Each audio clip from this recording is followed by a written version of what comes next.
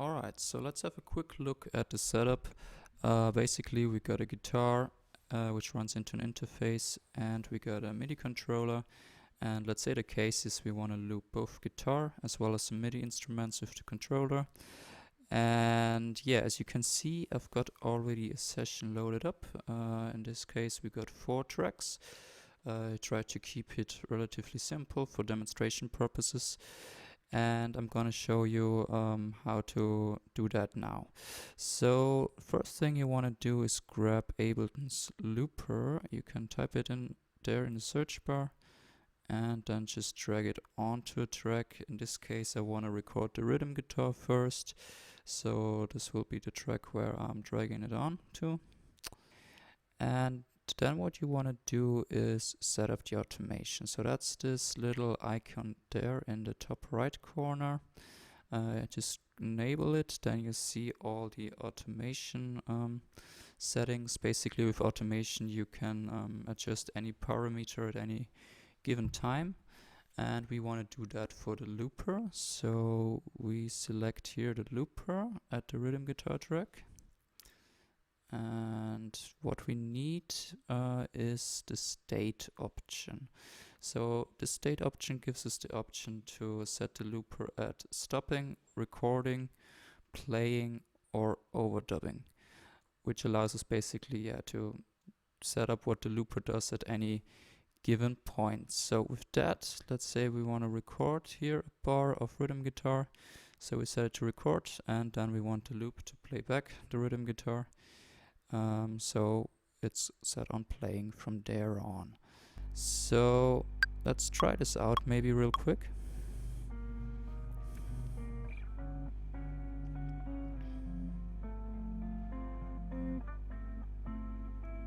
Cool.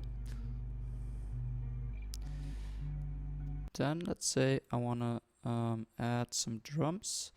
As you can imagine, it's the same procedure. So we grab the looper. In this case I already got it on. Go to the automation settings, go all the way down to the looper, and we select state again and set the looper to recording to where we want to record it. As you can see, the first bar I recorded the rhythm guitar, so here the looper should stop. Then the second bar we want to record the 808, and then we want it to play it back.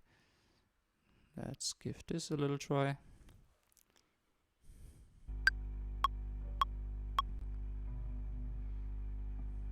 And pro tip is to have the metronome enabled when you record.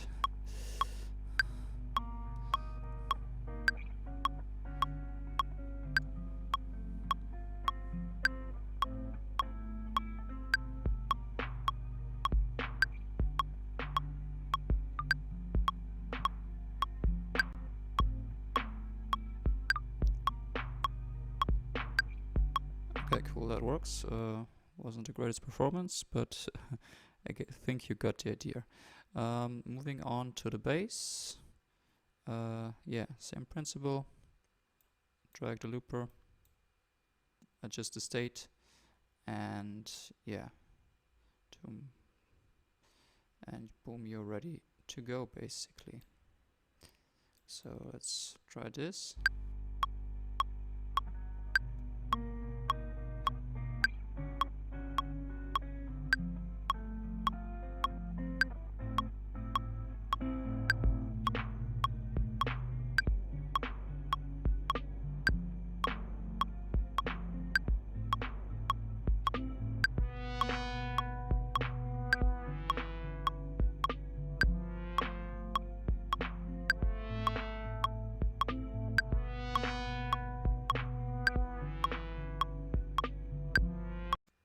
So as you could maybe hear, now there was a bit of a little issue that the bass and the 808 was playing at the same time, because we got 2 MIDI instruments at the MIDI controller.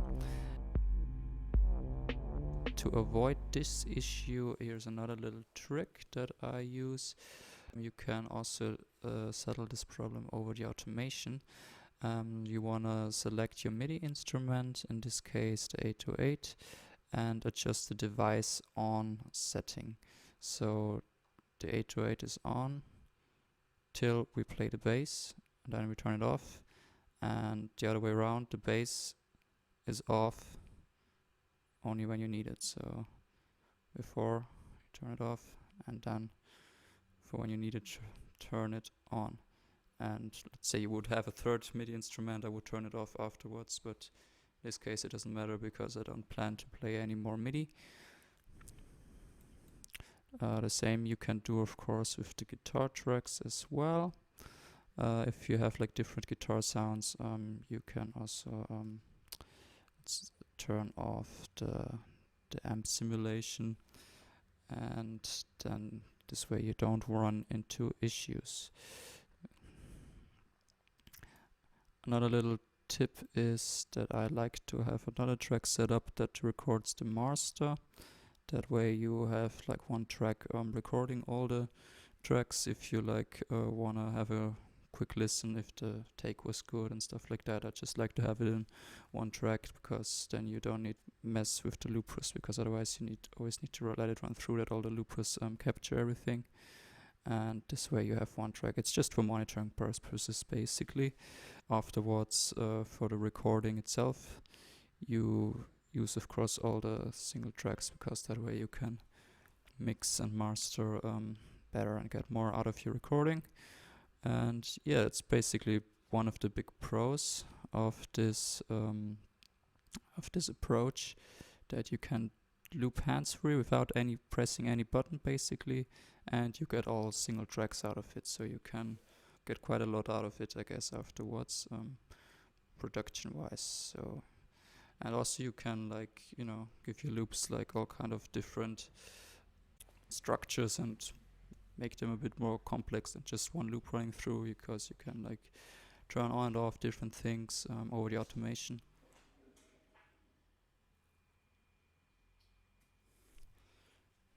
The only thing is that you're not really flexible. Of course, you need to think of your arrangement in front and set everything up like that.